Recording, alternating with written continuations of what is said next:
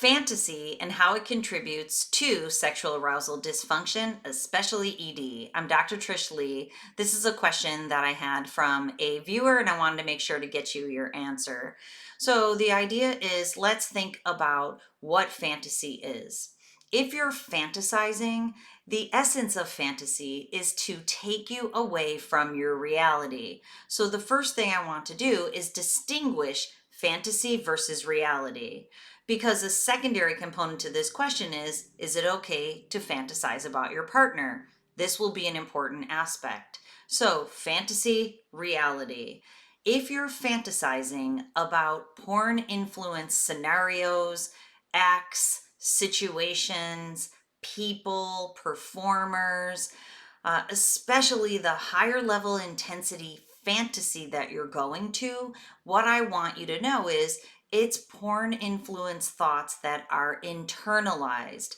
Fantasy inherently is an unreality. So you might be fantasizing about a future experience with your partner, and that's a little different, but it's still not in the present moment. It is escapism from your present reality.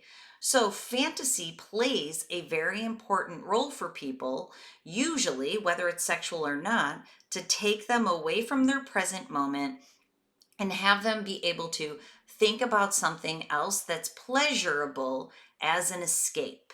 So I want you to realize reality, fantasy, reality of the moment. Why are you going to fantasy in the first place? It's typically for mood regulation. So if you're working and you have a project that you need to get done, but now you start fantasizing about something that's porn influenced or even your partner, you are taking yourself out of your current reality. It's a type of dissociation. And of course, if you fantasize towards sexuality, you're going to that fantasy for dopamine. When hypersexuality has been in the mix for some time, usually a consistent, frequent, and sometimes intense amount of time or experience in your life, it becomes the go-to for mood regulation. So I want you to realize this too, as the kind of the second concept that we're talking about. You're probably going to fantasy to regulate your mood, to get a hit of dopamine at higher levels because you're engaged in something that has become challenging, like work or like a family experience or like grocery shopping. It can be anything that is presenting a little bit of a challenge in the current present reality. Now, I want you to know if you've gone to fantasy to escape from your reality, your brain is conditioned to do so. What that will do is leave less dopamine in your life where there would have been dopamine through your work, through your family, and now instead there's more cortisol. There is more stress in that activity. Literally, it's a double-edged sword. So, when you are escaping to fantasy, think to yourself, why? And what you should do, or you could do instead, is go to a healthy mood regulation activity. Now, let's go to the second part. Is it okay to fantasize about your partner? When you fantasize, it is still putting you as the observer or the consumer of a thought or an idea instead of a participant in that experience.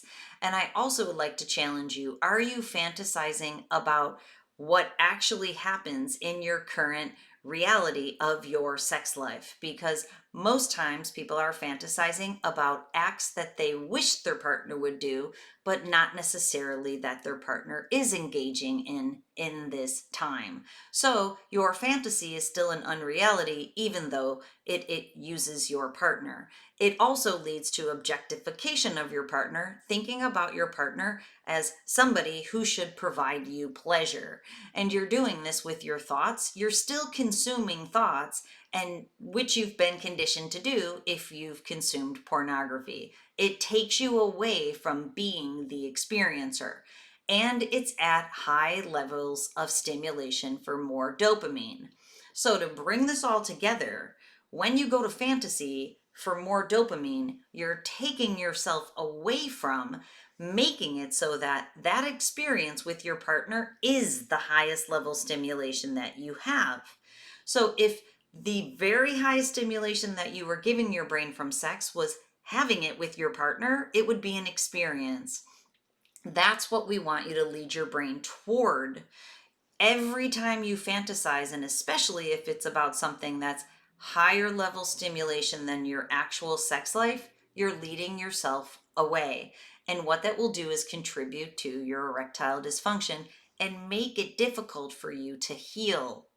So, the way through is to not desensitize your brain through masturbation and fantasy, definitely staying away from high level stimulation of porn or sexual media, and reconditioning your brain to go towards the experience of being with a partner for the highest level of stimulation. And that is how you'll heal your sexual arousal dysfunction and your ED. So I hope this answers the question. So if we're going to say, is it okay to fantasize about your partner? The idea is if you're thinking about being with your partner soon and it's foreplay and you're actually thinking about what you're going to be doing, then healthy fantasy leads you towards that experience. But if you're supposed to be working and you start thinking about some porn influenced scenes where your partner is at play instead of a porn performer, that's taking you away from your current reality, and it's also going to make it more difficult for you to have an erection with your partner. All right, I hope this helps you out, and until next time, control your brain or it'll control you.